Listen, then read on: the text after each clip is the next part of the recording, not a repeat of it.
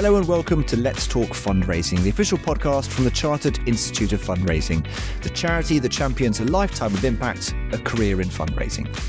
Whether you're just starting out in the sector, building your career, or you've been fundraising for decades, we're here to explore the issues that matter most to you right now. I'm Tim Beynon, and each month my guest co-hosts and I get to sit down with some brilliant people from across the fundraising world to talk about what really matters in this sector right now. And joining me in the co-host hot seat for this episode is Charlotte Sherman, Policy Manager at the Chartered Institute of Fundraising. Charlotte works with members, partners and government to help shape the environment in which fundraising happens. Charlotte, really fantastic to have you on the show. How are you doing? Yeah, it's great to be here. Kind of looking forward to what's going to be a very kind of thought-provoking discussion. Absolutely. We've got a cracking conversation coming up. Now, I probably completely inaccurately just described your role just then. So tell us what being policy manager at the CIOF actually involves.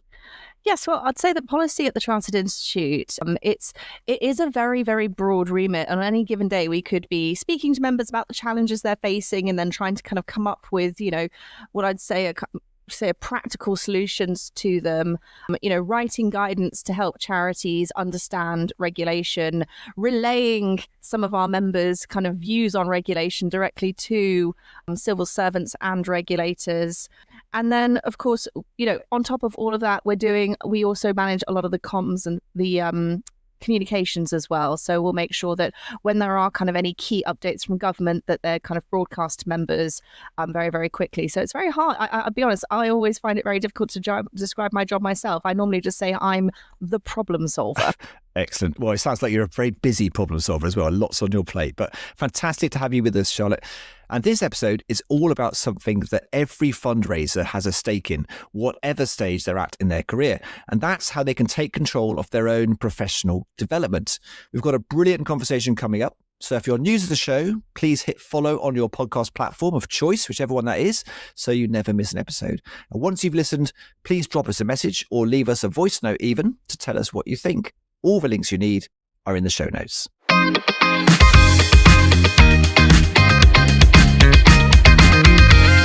Okay, Charlotte, before we bring in our guest, which we'll hear in a minute, I want to talk a little bit about the subject of professional development and specifically why personal development matters now more than ever. Because I think everyone agrees that it is important, but people probably struggle to give it the attention and time it deserves when they're faced with juggling the demands of the day-to-day job, which inevitably gets in the way. What are your thoughts? Yes, well, I mean, the reason I was kind of very keen to talk about this topic is because we are seeing, these big macroeconomic shifts across society, whether that's kind of, the rise of technology and how that's impacting human connection, all the way through to, just what feels a little bit more tactical, the fact that more donors now engaging with charities through online donations. And also, bigger, wider things that are outside of charities' control, like the cost of living crisis. And all of these things are having an inevitable impact on the giving landscape. So the giving landscape is changing.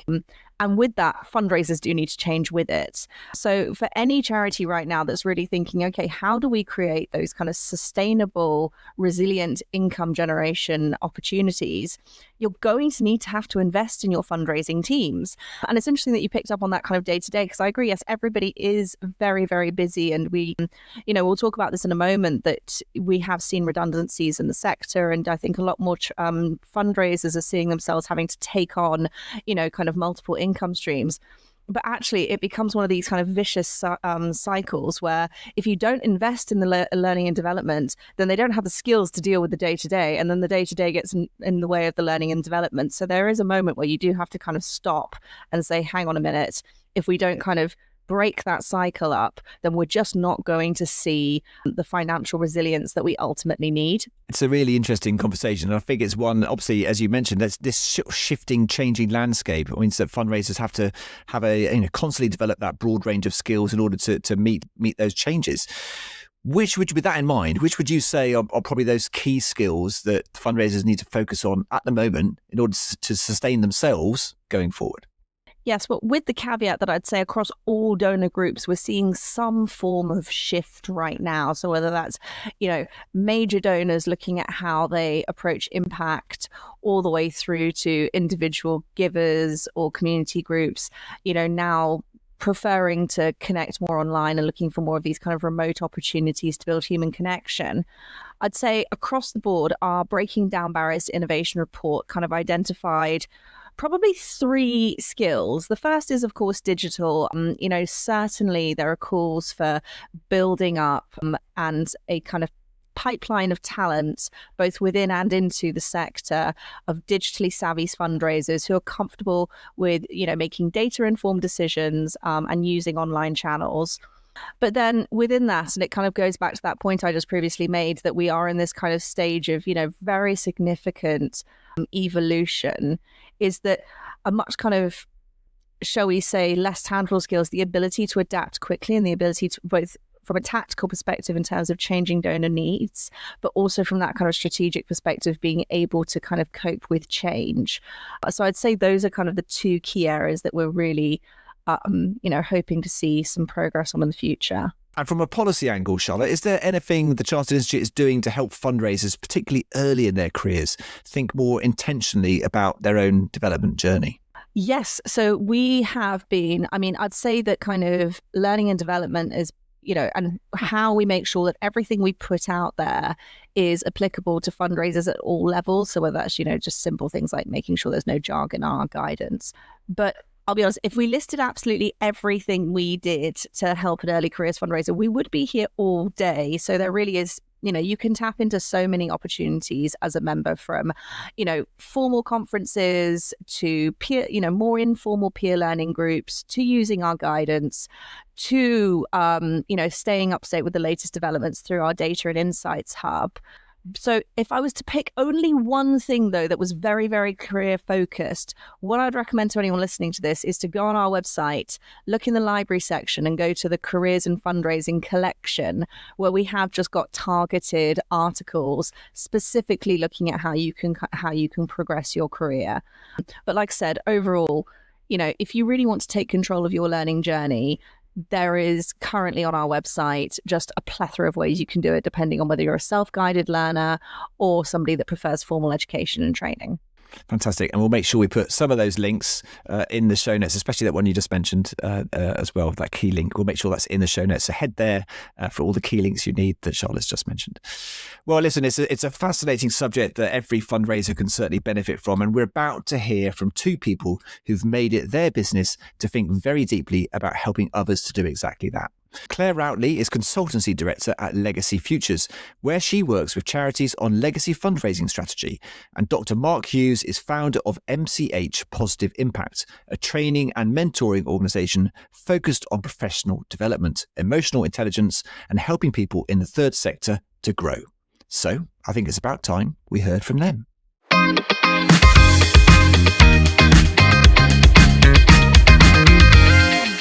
Claire and Mark, welcome to Let's Talk Fundraising. It's lovely to see you. Lovely that you're both able to join us today on this lovely sunny day. And we're going to talk about lots of really interesting things today. But Claire, let's just, and both of you actually, let's just start by digging into a little bit about your background. And Claire, first off, if that's all right, your career has taken you from fundraising practitioner right through to researcher and consultant. And as I understand it, you teach on the CIOF's own qualification courses as well. Correct me if I'm wrong. But before we get into the subject we're here to talk about today, perhaps briefly you can give us a little bit of an update or an overview of what your world looks like on a day-to-day basis. Tell us a bit about that. Yeah, so I suppose I spend the majority of my time as a consultant. So I work for Legacy Futures. I'm Consultancy Director there. One of the joys of my job is it's probably quite hard to tell you what my job looks like on a day-to-day basis, because one of the reasons I really love what I do is because I get to work with so many different charities and so many different projects, but I suppose all united by the connection to legacy and in-memory fundraising. Excellent. It's good not to have an average day. Who wants an average day? Yeah, Every day's got to be different, isn't it? Exactly. And Mark, your background sort of spans McKinsey, the academic world, leading a charity as chief exec, and now 20 years running your own training and mentoring organisation. As I read, as I understand. So again, tell me if I'm wrong. What drives you to focus your energy on helping people develop? What's your motivation? Well, I guess in short, it's because currently I feel it's the best way I can have a positive impact on the world. And that's based on, I guess, a belief of, first the who, then the what. And so what I mean by what is an organization's strategy. And in my experience, it doesn't matter how fantastic a strategy looks on paper. If you don't have the right who, if you don't have the right number and mix of people with the right skills and motivations, then the strategy is very, very unlikely to be successful.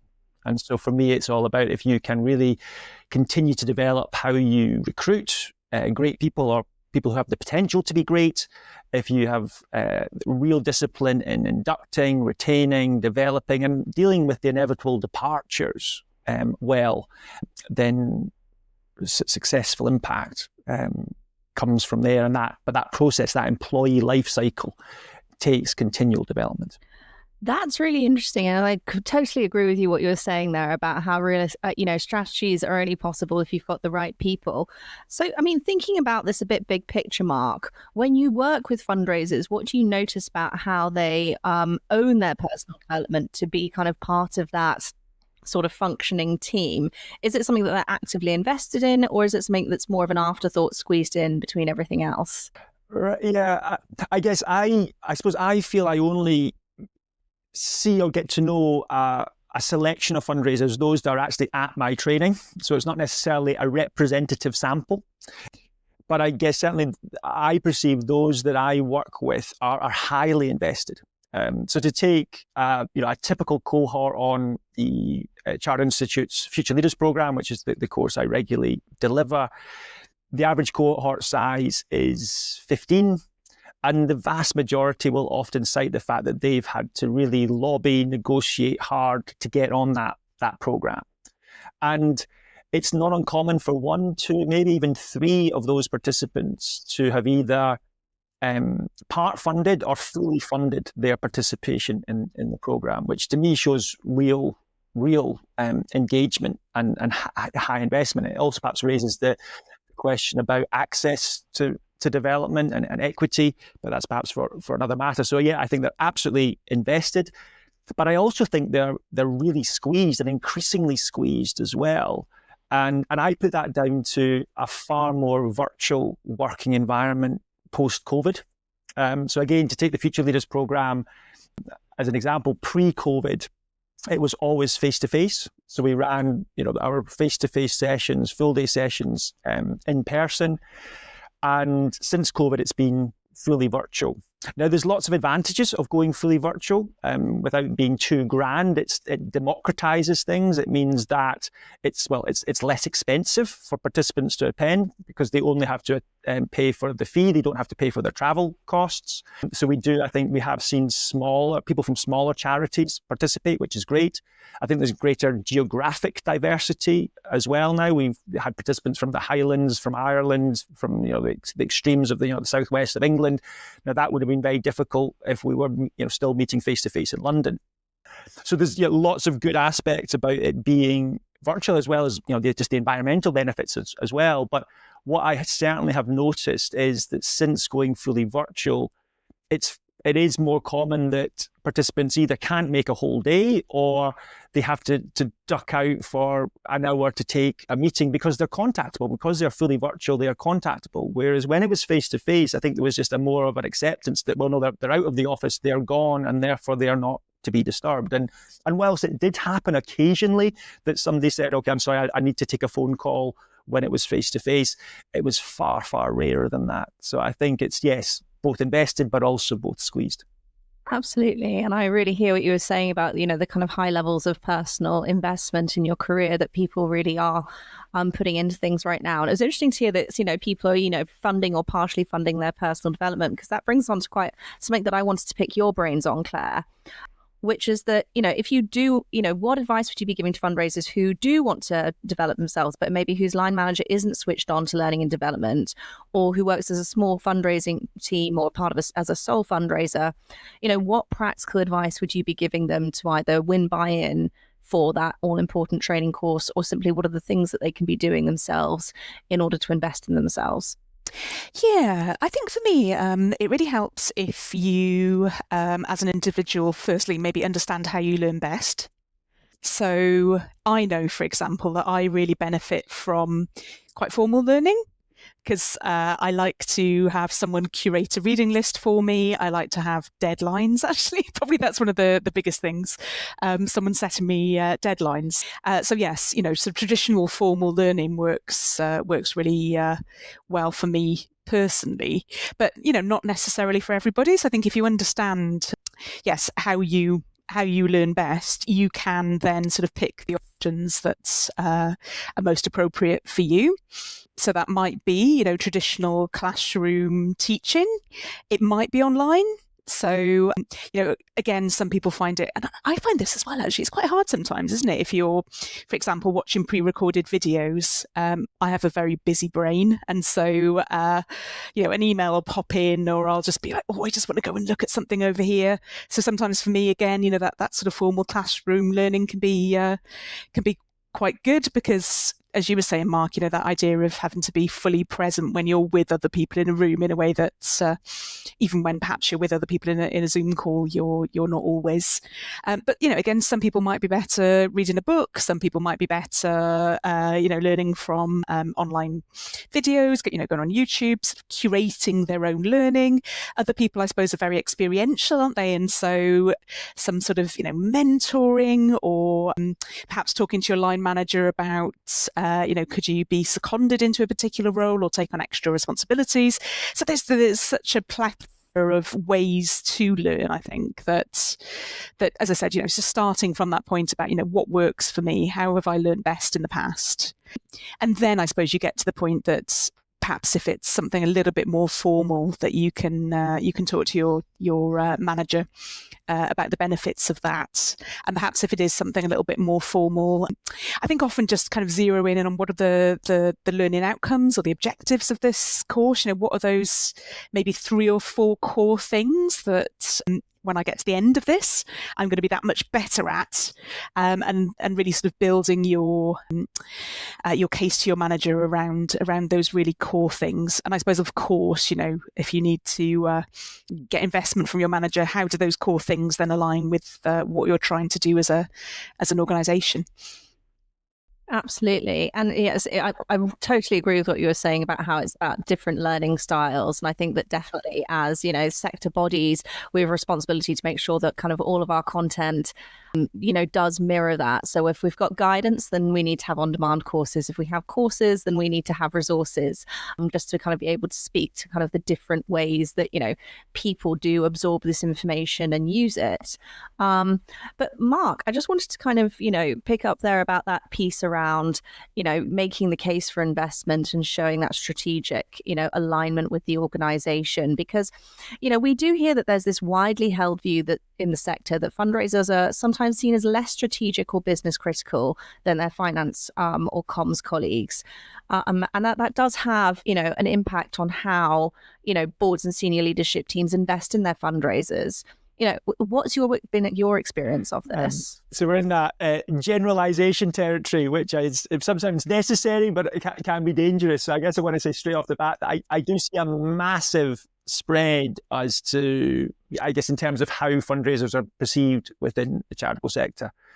I guess if I was to make a generalization, though, I'd say that at least from my outside in perspective, the consistently successful charities that I've seen are ones in which everyone's a fundraiser, where there isn't that sense that, although the CEO might have the title CEO, they see themselves as a fundraiser. Although the Chief Operations Officer has the title Chief Operations Officer, they see themselves as a fundraiser. The chair sees themselves as a fundraiser.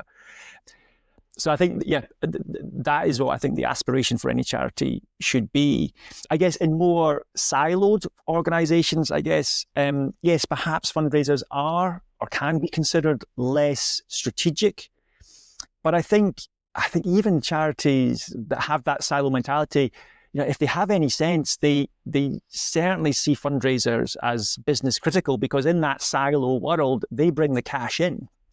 And so I think there can be a bit of a dichotomy in that, although fundraisers can be undervalued, they can actually, perhaps relative to their peers in other departments, find the funding slightly easier for development, simply because it's easier to make a case for support, a return on investment, and that if you invest X hundred, X thousand in my development, it could lead to a Y% increase in fundraising.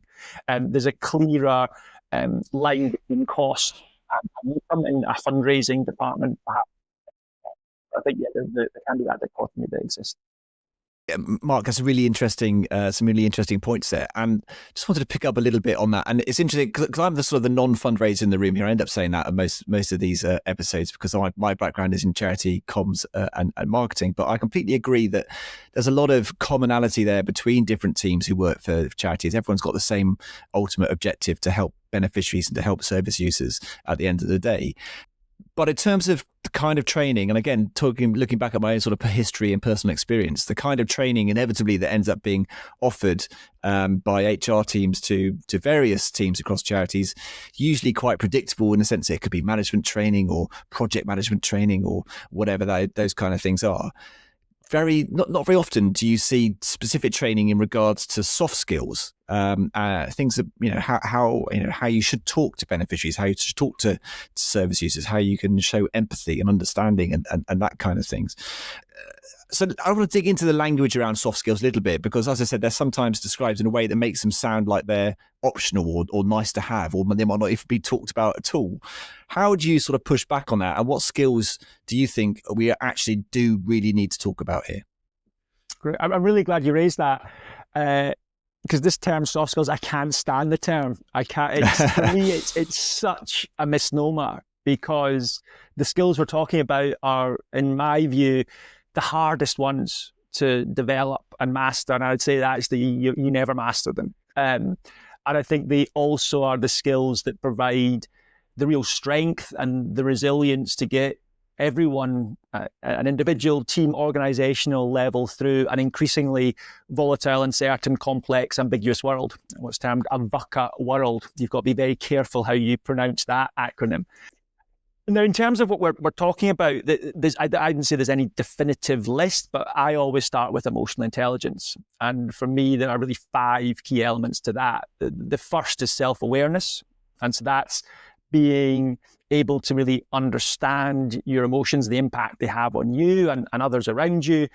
And so people who are self-aware are able to essentially join the dots between their behaviors, their feelings, their thoughts, their beliefs, values, needs. That process flows very easily for people who are self-aware.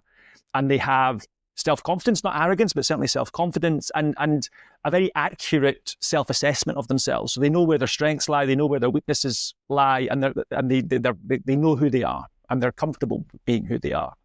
The second element is self-regulation, that ability to control disruptive moods, to think before acting.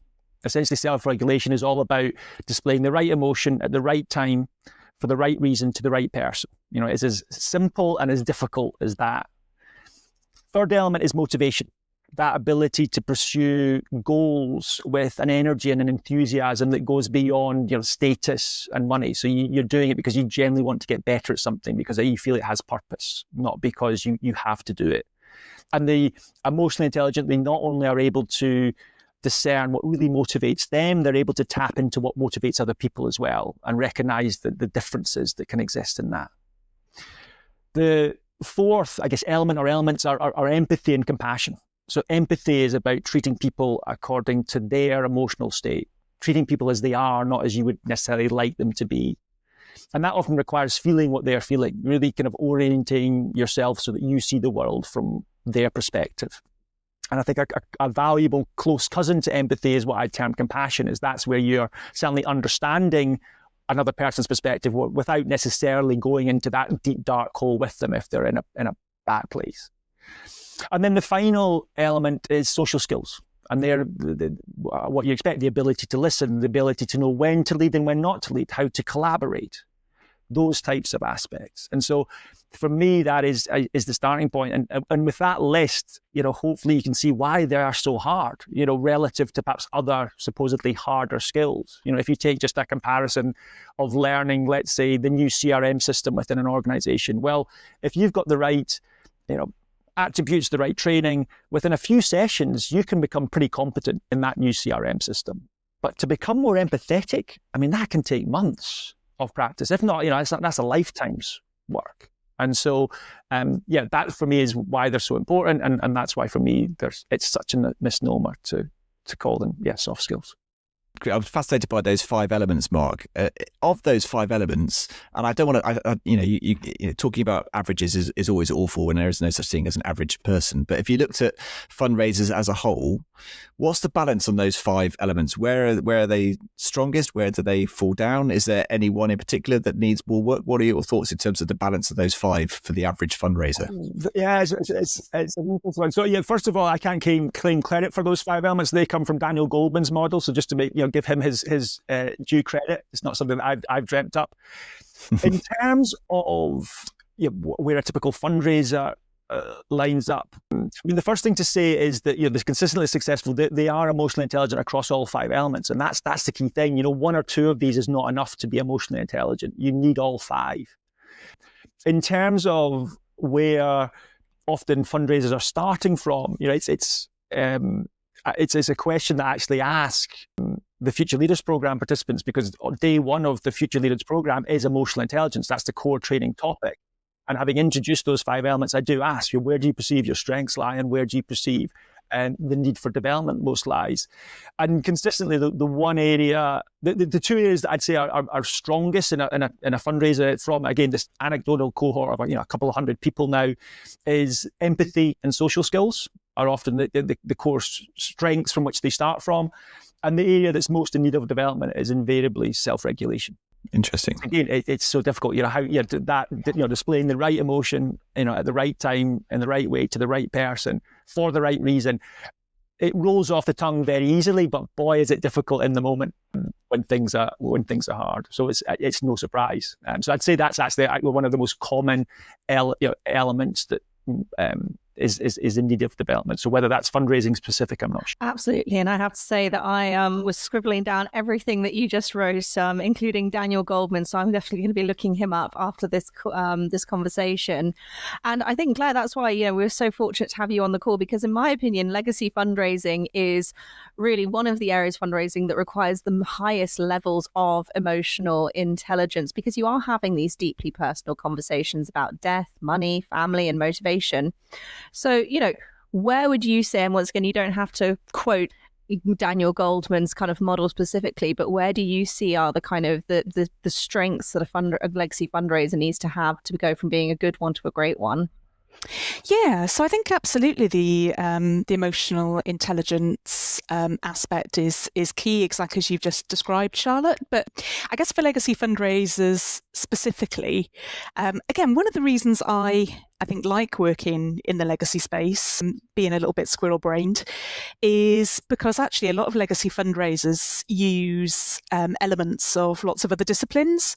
So lots of legacy fundraisers will put on events, they'll talk to people face-to-face, they might use, direct marketing and sort of the analytical techniques that go with that. So it does require it's probably of all the different fundraising streams, it probably is the one that requires the greatest breadth of skills. And again, as someone who kind of likes change and likes variety, I think that's one of the reasons I love working in that space. So absolutely, emotional intelligence is really important. But there's a whole range of other sort of intelligences, I suppose, that you've got to ideally to be great at the full range of the job that you have to be able to sort of tap into as well. Fascinating subject, legacy fundraising, really, really interesting. And it's again, it must be a completely different field to other forms of fundraising, because it's such a long process, isn't it? So it's very different to to doorstep or in the street fundraising or regular giving or anything else. So yeah, unique. Mark, just coming back to emotional intelligence, where would someone start? So a fundraiser who's listening to this, who perhaps isn't familiar with Daniel Goleman or the 5 elements and aspects we've just talked through, but it's thinking, God, where do I start in terms of thinking about my own emotion? Am I emotionally intelligent? I have no idea. Where do they start, and what would you suggest to them in terms of how they begin to assess their own emotional intelligence? So, I mean, I think in terms of where to start, what's the motivation for developing it? And I would say that, first of all, it's central to a sustainably successful fundraising career. I'm sure we're going to talk about, AI shortly, but as a self-styled Luddite, let me try and, get in there first. I think you can say 3 things about artificial intelligence. First of all, it's making the pace of change just so much quicker. Secondly, the fact is that it can do things much quicker and better than humans can.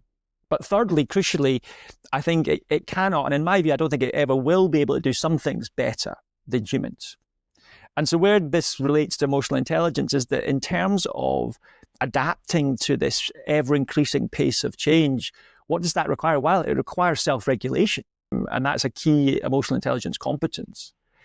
And also in terms of the things that AI will, I don't think, ever be able to do as well as humans, it lies at the center of emotional intelligence as well. And because emotional intelligence is all about connection.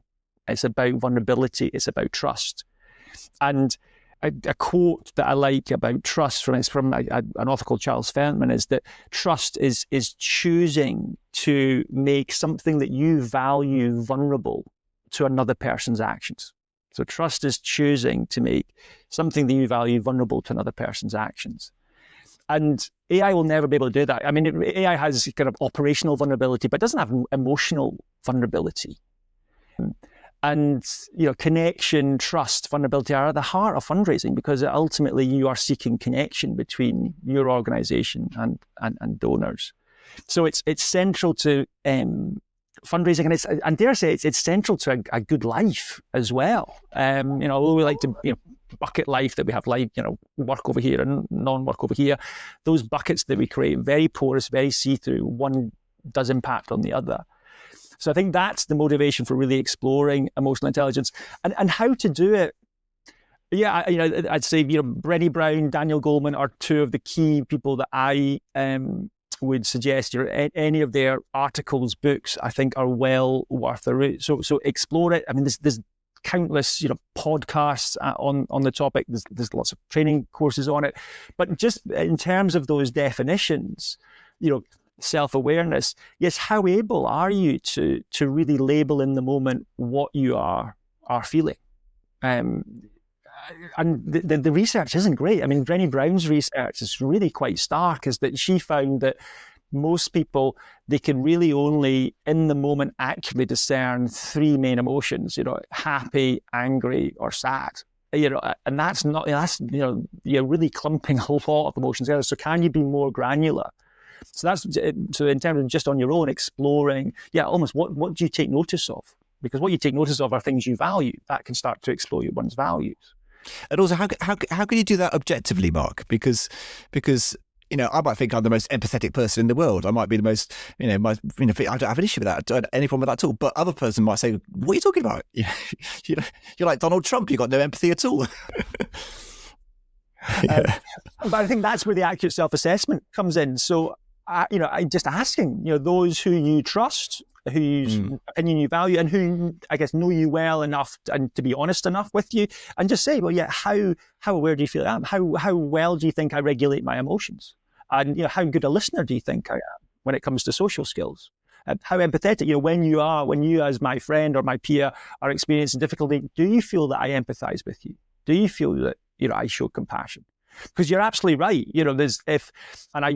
In my training I say this, that it's all about engaging the people that matter, and that they're the people that will give you the information that you need. So it's the people that are around you, because yes, if I speak to somebody who's wanting to develop their listening skills, and I ask them, 6 months later after the training, how's your listening skills? And they say, I'm much better at listening. But then perhaps I ask their manager or the staff that they manage, or their husband, wife, and I ask, how's their listening? And they say, they're just as bad as they always were.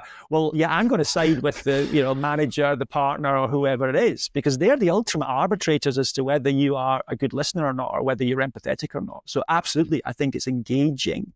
So it's, in some ways, it's finding a model that works for you. And as I've mentioned, Daniel Goleman's, there's lots of other models. And actually, by describing it to others is a good way of embedding one's learning and getting clear on what you mean. But yeah, engaging those and asking them. I'd say there's also a case there for training leaders to ask those questions and to give that kind of, so personal development reviews, everyone has them every year within organizations and those kind of things. Those are the kind of questions that, or the kind of conversations the leaders should be having with their teams and sort of helping them to explore that amongst themselves as well. So it's not just necessarily on the individual, but perhaps there's a leader's responsibility as well to help to bring that out in those kind of opportunities. Oh, I couldn't agree more. I think it's heartening. I'm starting to see it, that emotional intelligence is not considered an individual endeavour. There are organisations aspiring to be emotionally intelligent organisations, and one of the ways that they do that is when it comes to appraisal time, they incorporate emotional intelligence into their appraisal process, which I think can only be a good thing. Mm-hmm. I was going to just chip in really quickly on something Mark said as well, because I've definitely, I think, been more comfortable personally with the kind of the analytical side of things. I'm quite an academic type, and I've been making efforts recently to be more emotionally intelligent, and I've done some emotional intelligence coaching. And one of the things for me, again, personally, that came out of that was I'm not emotionally unintelligent, but again, being very busy-brained, I think as I said, my brain is kind of off doing lots of different things. And you used the phrase, Mark, take notice. And I think that was one of the things that came out of the coaching conversations for me, was actually centering myself and stopping and really paying attention, which again is really hard to do in this online world, isn't it? When emails are pinging and Teams messages are pinging, but actually really trying to center and just. So actually, for me, it turned out that actually I was much more emotionally intelligent than I realised. But the issue was just sort of stopping, grounding, and constantly being present. So I just wanted to pick up on those two words, because given that you were asking the question, Tim, about how do you do it? Just as one of the things when I'm delivering coaching training is absolutely that, to try and encourage people to find their method for getting centered. So for me, I put my keys and my wallet and my phone basically under a pillow by the sofa that's behind me, because that's my cue of, well, because they're reminders of life outside of work. That's home life, that's other. But that just that gets hidden in. So then I focus on the coaching session or the training session or any conversation that I'm having. Finding your method to really focus, because then you are giving people your most valuable asset, which is your time and attention. Yeah. I read that even having your phone sort of next to you in a bag, even if you can't see it, sometimes it's really distracting, isn't it? As you say, you've almost got to put it away. I couldn't empathise with you both more. There's definitely days where I've kind of walked away from even just a coffee with a friend and thought, I didn't ask them a single question about themselves, because there was just so much going on with me, and I just needed to put it all out of me because my brain is just kind of got 100 things whirling around. But Claire, it's interesting that you picked up on that, you were doing coaching on this, because, I know that you've mentioned that you've had mentors that have really shaped your development. What do you think there is about having that kind of mentor one-to-one coach approach that you can get from your personal development that you couldn't get from, say, formal training or even self-guided training? Yeah, no, I found the coaching really helpful. It's quite hard to put my finger on exactly what it is that I get out of it, because actually I found with the coaching particularly, maybe it's the idea that I do have a lot of answers somewhere inside me already and it needs someone to come and ask me some really good questions to get those answers out. I suppose that's one of the things that I've found.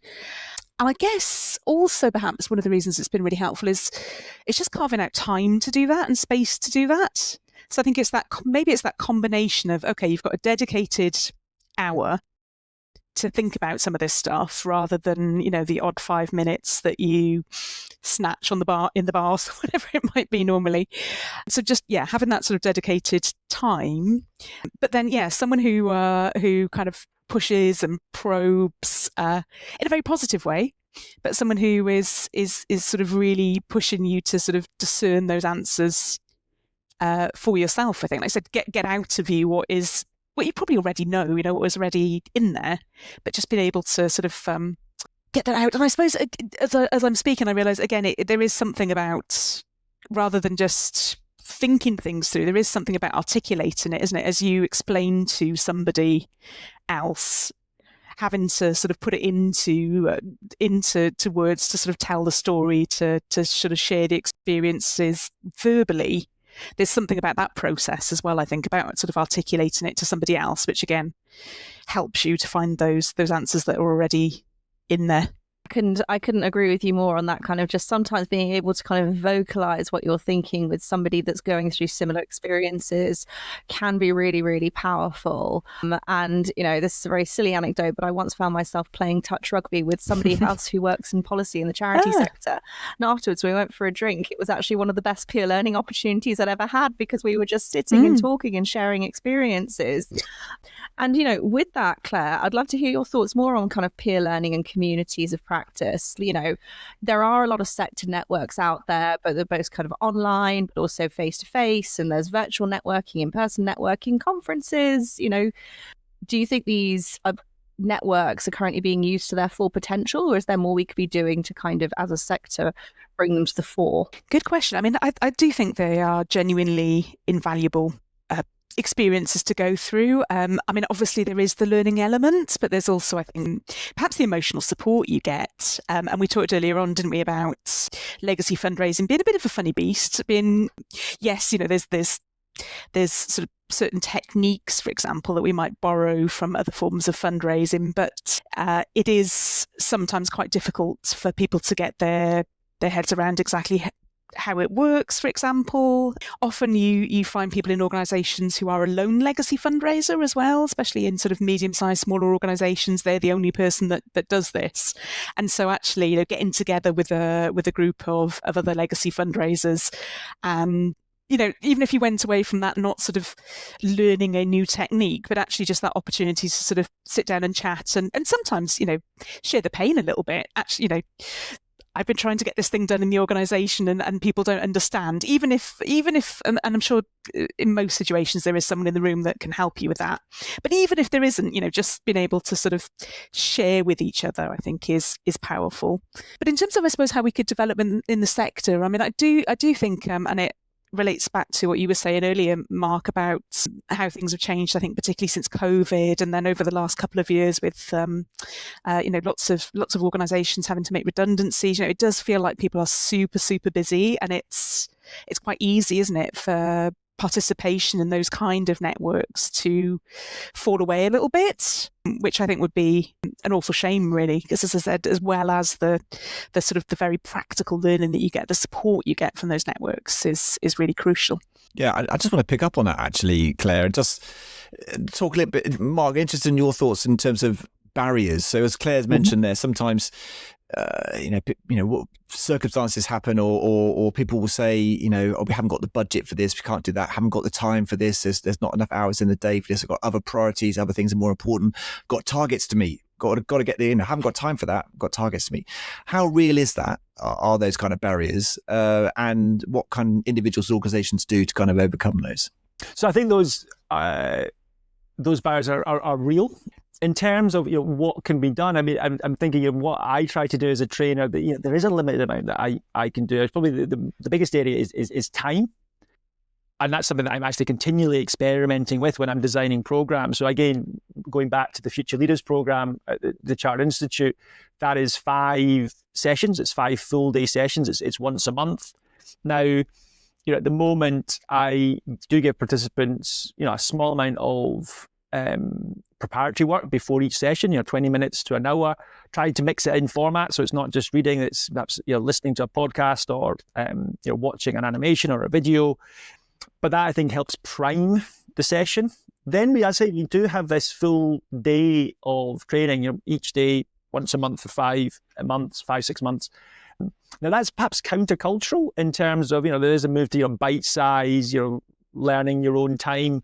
But the reason why we decided to stay with the full days is in some ways because of the time pressures that have already been mentioned about that if we were to try and make it half days, well, then we'd need 10 dates rather than 5. And the likelihood of getting everyone available for the 10 dates becomes diminished.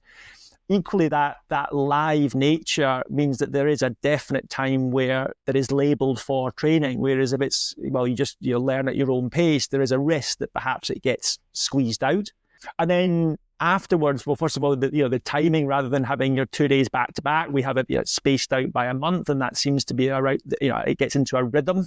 They're close enough together that there's momentum, but they're far enough apart that it doesn't get squeezed.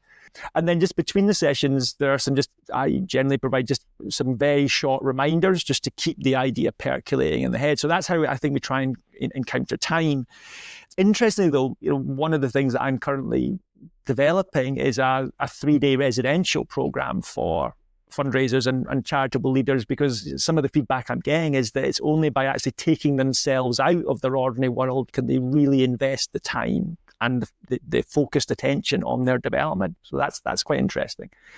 In terms of the other barriers, in terms of, just budget, it's difficult to square that. The only advice that I give to certainly fundraisers is to treat it as a negotiation when it comes to advocating for going on training, because if you just stay on position, and with negotiation, it's all about thinking about what are the interests rather than just the position, because the position is we don't have the budget, and that it's the position that doesn't change. But if you start to explore interests, so if you start to perceive that your manager has an interest in not being disturbed as much because so many fundraisers are coming to them asking for advice, asking for guidance, they've got an interest in that reducing. And so if you can say, well, this training course is going to teach me coaching, and therefore if I can coach myself, if I can coach my peers, then the likelihood is we won't be coming to you for requesting answers and for direct direction. We'll solve it ourselves. Well, then the position may change. So I think that's the key thing when it comes to budgets is to consider it in a negotiation. And for me, the golden question that can free things up is that I know there's not the budget, but under what circumstances would I be able to go on this course? Because if they answer that genuinely, then you're going to be hearing interest. They're going to be hearing what they are interested in resolving, a problem that they have or a goal that they have. And then in terms of the other real barrier is just that organizational buy-in. We don't see the need for this or whatever. Now, this is where I've got to be careful, because what slips off the tongue very easily is that, well, if the organization doesn't value personal and professional development, it doesn't value you. So you need essentially to try and find an organization that does value professional development and therefore you. But so that I think is still a relevant thing to say, but I am aware that moving jobs in this climate is very difficult, very challenging. So I wouldn't necessarily advocate that. That is a last resort. But I think it is something worth thinking about, is that if you do try and make the time for yourself, you do try and advocate for yourself, negotiate for yourself, if all those efforts fail, well then, yes, the choice really is to change your environment. It's a really, really interesting conversation, and I think that demonstrating that return on investment is something that I think people definitely have to look at in terms of how they can show their employers that this is actually really worth the investment to do so. I want to just move us on, and I want to ask you both about where you think the sector is heading. So I want you to look ahead 5-10 years and tell me what your thoughts are in terms of, we've touched on things like AI, we've touched on digital transformation and the difference that's going to make to fundraising and to the third sector as a whole. What do you think that's going to do, or what do you think other factors are going to do as well to sort of change the way that fundraisers need to learn, what they need to learn, and how they need to develop over the next sort of 5 to 10 years? Claire, first off.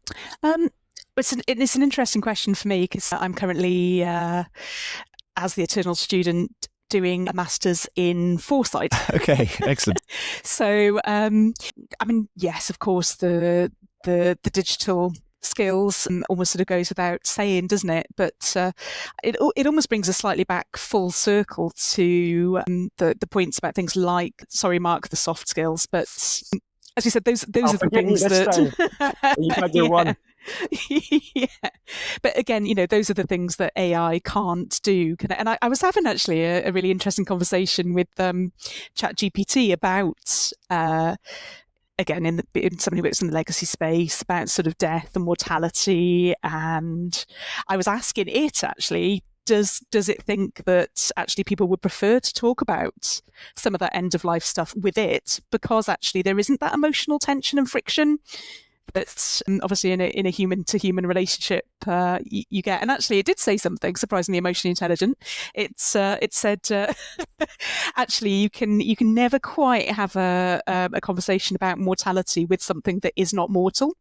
It will never quite understand that very sort of human experience. So that was ChatGPT's input as to why legacy fundraisers, but the similar principles apply across all fundraising, but why they will always be invaluable in that particular space. So, yeah, those soft skills will become perceived as less and less soft, I think, in a world where computers will have a lot of those sort of analytical, data-driven, etc., skills.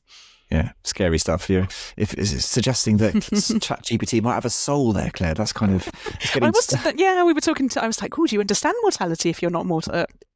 The kind of things that I randomly talk to AI about. That's heading towards Terminator territory there. Yeah. Mark, what are your thoughts looking ahead 5-10 years? Well, interesting. I'm always keen to learn, and I actually take myself off. I showing my Luddite tendencies. I take myself off just on a couple of times a year on a book week, and just take a whole lot of books, podcasts to listen to, books to read.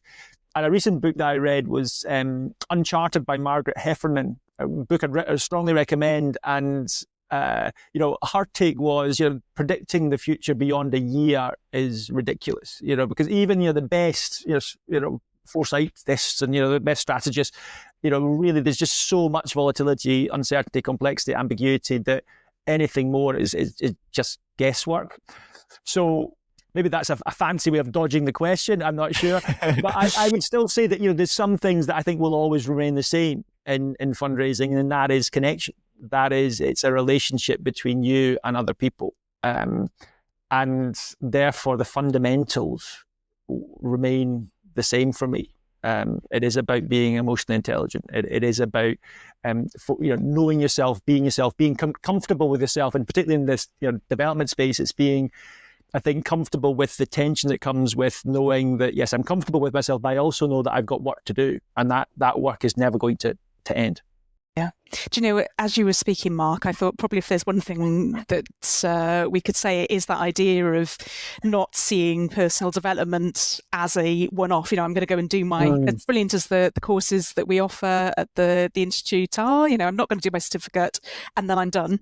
It is really, I think, seeing, as we are living in this VUCA world, it is seeing this as a lifelong journey, really. Yeah.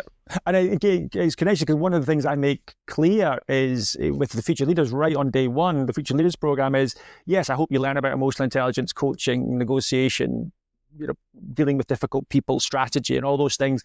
However, what I really hope the most powerful legacy of this program is that you meet 2 or 3 people on this program that you stay in touch with long after this program formally ends, and you have developed a sufficient level of trust that you can pick up the phone or actually physically go and see them and just ask them, listen, this is what I'm experiencing. What's your take on that?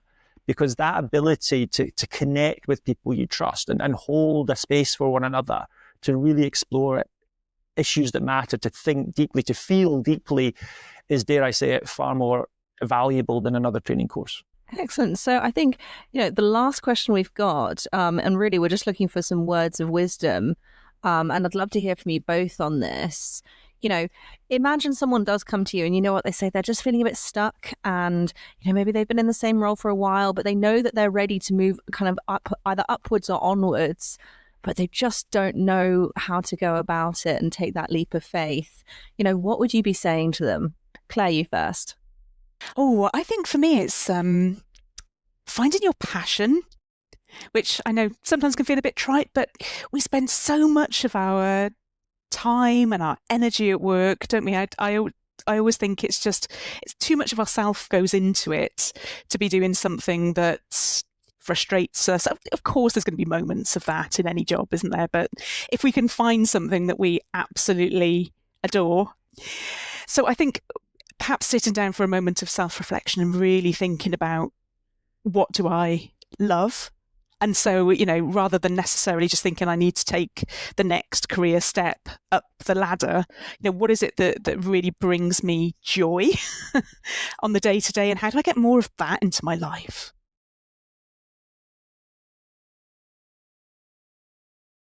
Excellent. And Mark, what would you add? So I mean, just to hopefully add something useful to what Claire said. I think your passion, key, what brings you joy. I often ask you, well, what are your values? And what is your why? What is your purpose? And again, a book that I found really helpful is Simon Sinek's, Finding Your Why. So it's a very simple, why do you do what you do? What is your life's purpose? What are your values? Very simple questions, but often a lot of people just have not thought about them because they are very profound questions. So just because they're simple doesn't mean to say that they're easy to answer. So absolutely. I think some that again, it stems from really knowing yourself and then living a life that is really genuinely being your authentic self. The other thing that I'd add when you phrased it, onwards and upwards, there is that unfortunate dynamic in most organizations where the only way upwards is management and leadership. And I think that's a real shame, because as soon as you start to go into management leadership, you are often going further away from what potentially you are really passionate about. And this is where I see, in my mentoring and coaching work, I see the saddest stories where somebody has been promoted, they felt compelled to take it because it's more status, it's more money, and that's got to be really good. But the thing is, it's actually taken them further away from what they were actually really passionate about. So I think the first question that I often, particularly if the people are thinking about moving upwards, is, well, do you really want to be a leader and a manager in a formal sense? And I stress formal sense because I think we're all leaders. We have to lead ourselves if no one else, and that's probably the most important leadership job there is. But do you want to be a leader in a formal sense, and really help them explore that question of what the reality of leadership and management would be, and what is their motivation for it? Is it just because of the status? Is it just because that is how they see success for them? And stress testing that, because crucially, if management and leadership is gone into half-heartedly because you feel you should do it, it invariably does not work out well for you, and crucially, it doesn't work out for the people that you are managing and leading. And being managed and led poorly is miserable. So if not for you, just don't do it for the people that you otherwise would have managed. And genuinely, some of my most rewarding moments in leadership development is when we come to an end of a leadership program and somebody says, you know what, I've decided I don't want to be a leader in a formal sense. Instead, I'm going to use these emotional intelligence skills, these coaching skills, to be a better corporate fundraiser, legacy funder, or whatever it may be, because that's where I realized that, when I look at the organization, that's where I'm going to be happiest, and that's where I can have the biggest impact. And I'm actually just going to round it off with a little bit of advice that I was given, 5-6 years ago now, when I was faced with whether or not I wanted a career change from commercial events into policy. And I think actually what they said almost encapsulate what both of you have said, but in a much more esoteric way. Somebody said to me, you've just got to listen to your inner wisdom. You know more than anyone what's good for you, what you want and what you need. If that's the case, and if that's what you're really believing, take the leap of faith. And like I said, that was 5 years ago, and here I am today. So I think it worked out. Excellent. I love that. What a great summary. Passion and purpose is essentially what it comes down to, doesn't it? Remembering your passion and what drives you and what you want to do. Thank you, everybody. Thank you, Mark and Claire especially, and Charlotte as well for being here. But what a fantastic conversation. A really, really interesting and rich topic and plenty for everyone to think about. I'm really keen to hear what our listeners think. So please do get in touch. Tell us what you think of the conversation. Tell us about your own professional development experiences and what you've learned. You can do so by getting getting in touch through the links in the show notes. And we'll also include the links there to Legacy Futures and MCH Positive Impact in those show notes as well. So head there and you'll find all the links to Mark and Claire that you need. Link with them on LinkedIn or put their LinkedIn profiles on there as well. Absolutely. But in the meantime, thank you both for joining us today. It's been a really fantastic conversation. So thank you. It's been a pleasure. Thank you.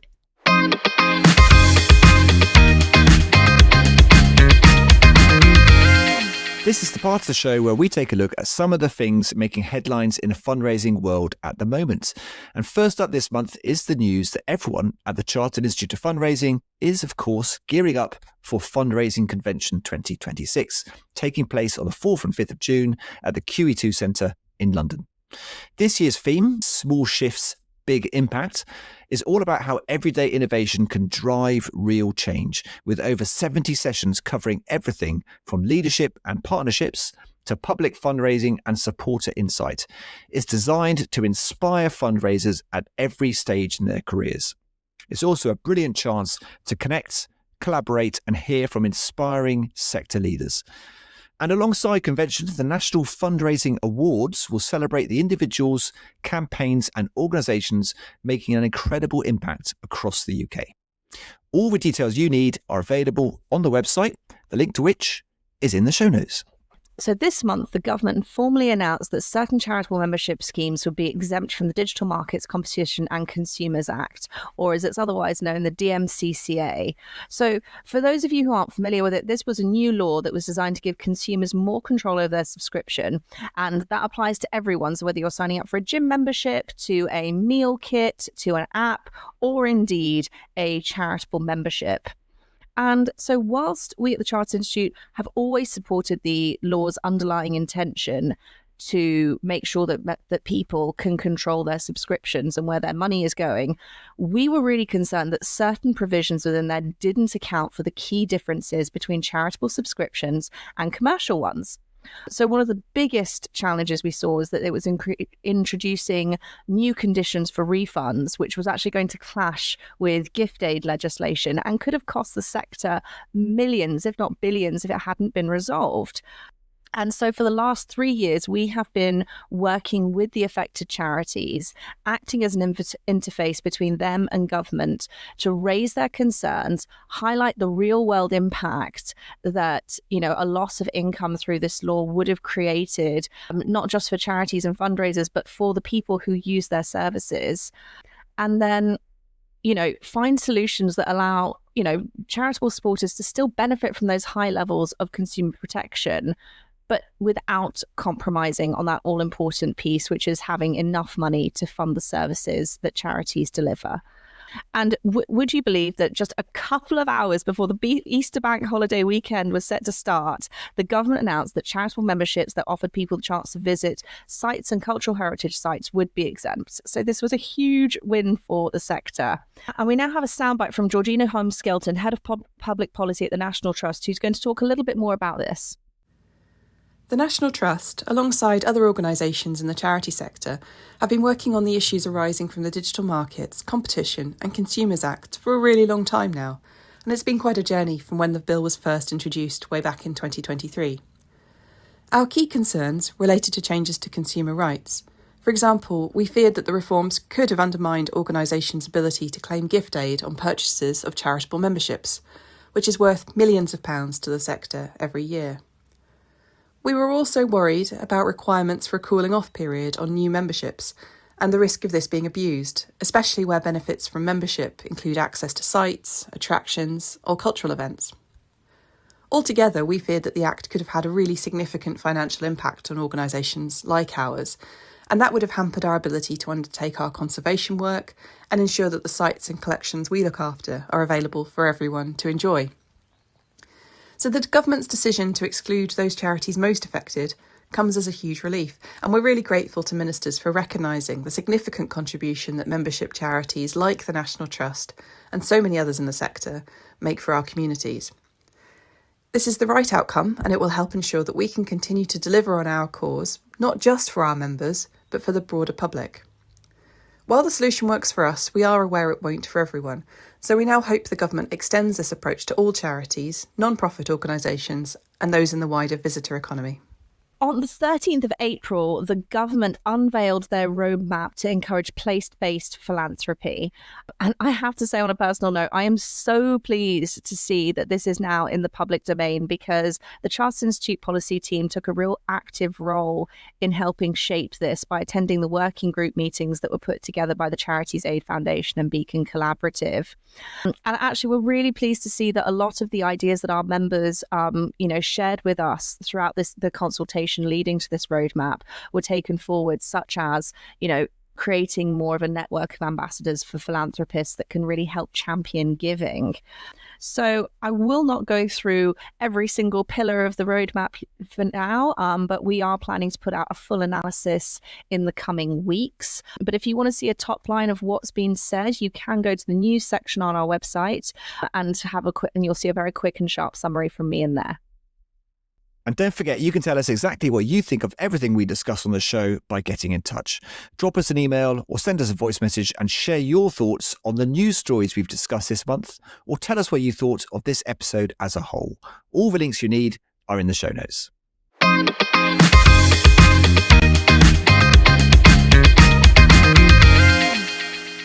And that's a wrap for episode 4 of Let's Talk Fundraising. A huge thank you to Charlotte for co-hosting with me today, and to Claire Routley and Mark Hughes for a conversation that I think every fundraiser at every stage of their career will find something useful from.